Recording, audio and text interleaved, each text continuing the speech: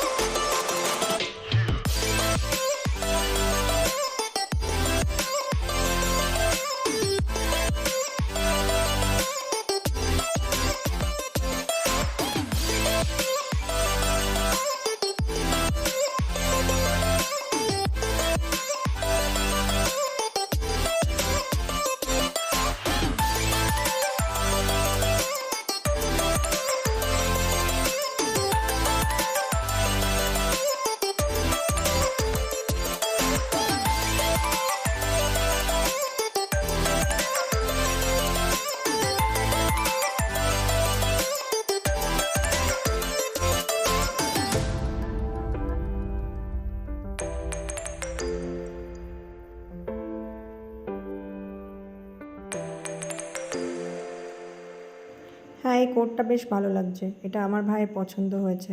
মনে হচ্ছে এটা ওর একটু বেশি পছন্দ হয়েছে। এবার এক্সপ্রেস বাজার থেকে বেরিয়ে পড়লাম। বেরিয়ে জাস্ট রাস্তাতে এসেছি, কি প্রচণ্ড পরিমাণ ভিড় দেখো। এবার একটু কিছু খাওয়া দাওয়া করতে হবে। অনেকটা টাইম হয়ে গেছে, প্রচণ্ড খিদে পেয়েছে। একটু সামনের দিকে এগিয়ে দেখি কিছু যদি পাওয়া যায়। দেখা যাক কোনো রেস্টুরেন্ট পাওয়া যায় কি না। উফ, কি গরম। রাস্তাতে প্রচণ্ড পরিমাণ ভিড়। একটা ভালো কোনো রেস্টুরেন্ট যদি পাই সেই উদ্দেশ্যেই সামনের দিকটাই যাচ্ছি। দেখো সামনেই রয়েছে বাটার শোরুম, কি সুন্দর ঢাক বাজছে।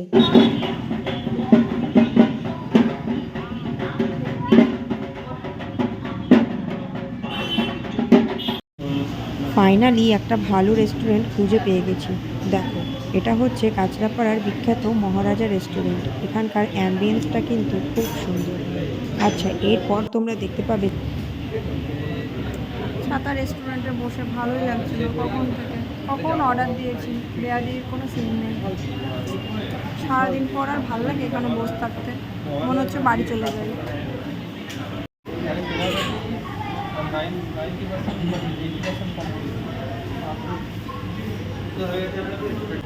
দেখো ফাইনালি আমাদের খাবার কিন্তু চলে এসেছে।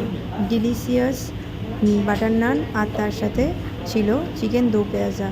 আর খাবারগুলো খুব ভালো কোয়ালিটির ছিল, খাবারের মান ভালো, খাবার টেস্টি, ওখানকার অ্যাম্বিয়েন্সও খুব ভালো, আর স্টাফদের বিহেভিয়ার কিন্তু খুব পোলাইট।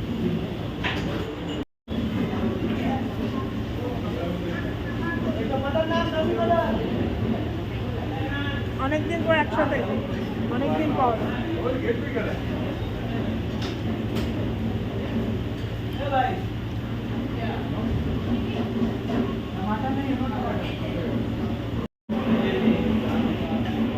এই যে আমাদের খাওয়া দাওয়া প্রায় শেষের দিকে, অলমোস্ট হয়ে গেছে।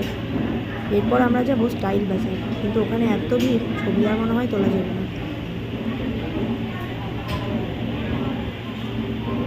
ফ্রেন্ডস, কাঁচরাপাড়া থেকে বাড়ি চলে আসলাম। এখন মোটামুটি রাত 10:30 মতো বাজে।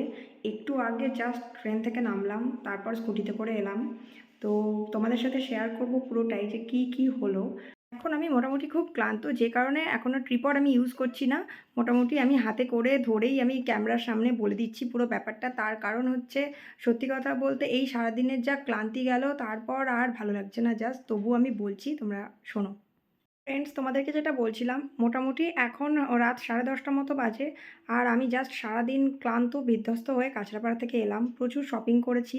আর শপিং অনেক বেশি হওয়ার জন্য আমি গিফটও পেয়েছি। সেটা অ্যাকচুয়ালি একদিক থেকে ভালো, একদিক থেকে খারাপ। কেমন ভালো কেমন খারাপ সেটা বলছি, শোনো।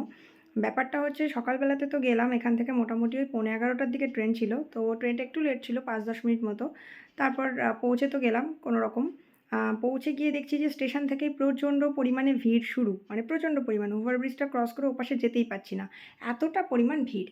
তো যাই হোক, মহালয়ের দিন রাস্তাতে প্রচণ্ড পরিমাণ যে ভিড় হবে সেটা খুব স্বাভাবিক। যাই হোক, তো সেখান থেকে তারপর হাঁটা লাগালাম, হাঁটা লাগিয়ে চলে গেলাম এক্সপ্রেস বাজার। প্রথমেই এক্সপ্রেস বাজার গিয়ে দেখছি দিনের বেলা হলেও যথেষ্ট বেশি পরিমাণ ভিড়, কারণ মহালয় স্পেশাল বলে কথা। তারপর অনেক কষ্টে মোটামুটি 2.5 ঘন্টা পর আমার ভাইয়ের ফাইনালি ড্রেস পছন্দ হলো।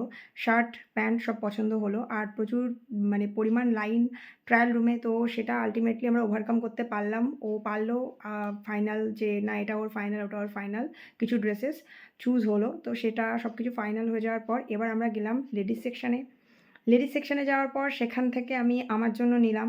মানে কিছু কিছু ড্রেসেস এমন ছিল যে হয়তো আরেকটা বড় সাইজ বা ছোট সাইজ, সেটাকে যে ট্রায়াল দেবো সেই পরিস্থিতিটা নেই, কারণ প্রায় 20-25 জনের পেছনে আমাদেরকে লাইন দিতে হচ্ছে। তো যাই হোক, সেখান থেকে পুরো ব্যাপারটা বুঝতেই পারছো কতটা ডিফিকাল্ট। তো সেখান থেকে অ্যাকচুয়ালি ইচ্ছেটাও আর থাকে না, তার কারণ হচ্ছে সারাদিন পর, বুঝতেই পারছো। তারপর মোটামুটি আমাদের যখন এক্সপ্রেস বাজারের কাজগুলো হয়ে গেল, আচ্ছা বলাই হলো না যে ওখান থেকে কিডস সেকশানেও গেছিলাম। কিডস সেকশানে গিয়েও দেখলাম ড্রেসেসপত্র, কিন্তু আমার যে ড্রেসগুলো ম্যাক্সিমামই পছন্দ হচ্ছিল সেগুলো নীলের গায়ে হয়তো হবে না, কারণ হয় ছোট নয় বড়, সেই জন্য নিতে পারলাম না। তো যাই হোক, এক্সপ্রেস বাজার থেকে বেরিয়ে তারপর ওদিকে খাদিমসে একটু গেলাম। খাদিমসে গিয়ে একটু শ্যুজ দেখলাম। শ্যুজ টুজ দেখে অতটা পছন্দ হলো না। আর ভিডিওস তো সব জায়গাতে অ্যালাউ থাকে না, জানোই। যেহেতু অ্যালাউ থাকে না, সেহেতু তুলতে পারিনি। তার কারণ ওরা ওখান থেকে প্রোডাক্টসের ছবি তুলছি এরকম একটা টাইপের ক্লেম করে, তো সেখান থেকে ভিডিওস অ্যালাউ থাকে না। সো সবটা দেখাতে পারিনি, কিছুটা দেখাতে পেরেছি। তোমরা দেখো, পুরোটা দেখলে তো অবশ্যই অবশ্যই তোমরা আমার এই ক্লিপটা তো পেছনে আমি দিচ্ছি, সুতরাং তোমরা তো দেখতেই পাচ্ছ বা দেখতে পেয়েছো অলরেডি। যাই হোক, তো তারপর যেটা বললাম, সেখান থেকে বেরিয়ে আমরা গেলাম মহারাজাতে। মহারাজাটা সত্যিই একটা ভালো রেস্টুরেন্ট। ওখানকার অ্যাম্বিয়েন্স যেমন ভালো, সেরকমই তোমার স্টাফেদের পোলাইট বিহেভিয়ার আর ফুড কোয়ালিটি নিয়ে তো কোনো কথাই হবে না। আমি ওদেরকে রিভিউজও দিয়ে আসলাম, যে 5 স্টার করে দিয়ে এসেছি সব কটাতেই।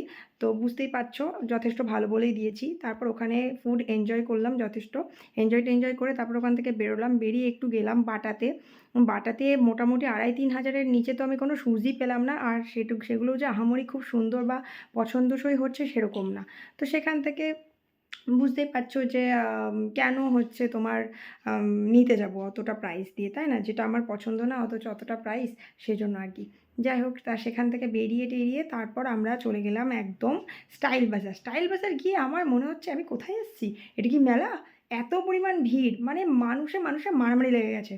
আর লেডিস সেকশনের ট্রায়াল রুমের কথা তো জাস্ট বলো না। মানে কি যে বাজে পরিস্থিতি, মোটামুটি 30 জনের পেছনে লাইন। আমি একটা ড্রেস ওখান থেকে নিয়েছি। আর ড্রেসটা খুব সুন্দর। ড্রেসটা আমি পরবর্তী ব্লগগুলোতে মানে অ্যাড করব। এখন আমি দেখাবো না, কারণ এখন সাসপেন্স থাকাটা জরুরি। আমি এতটা কষ্ট করে কি ড্রেস কিনলাম তোমাদেরকে অবশ্যই দেখাবো। তোমরা কিন্তু পরবর্তী ব্লগগুলোতে থেকো এবং দেখো, ঠিক আছে? তো যাই হোক, যেটা বললাম, তারপর মোটামুটি ওখান থেকে স্টাইল বাজার থেকে আমার হাতে ছিল মাত্র 10 মিনিট। আমি ওই 10 মিনিটের মধ্যে যে কী কষ্টে ট্রেনটা ধরলাম, সেটা তোমাদেরকে কী বলবো। যাই হোক, প্রচণ্ড কষ্টে আমি ট্রেনটা ধরলাম আলটিমেটলি। এবং আমার ট্রেনটা স্টেশন, মানে আমার বাড়ির এখানে স্টেশনে ঢুকলো মোটামুটি ওই 9:30 নাগাদ। যাই হোক, দিয়ে তারপর এটা তো আমার ওভারকাম হয়ে গেল।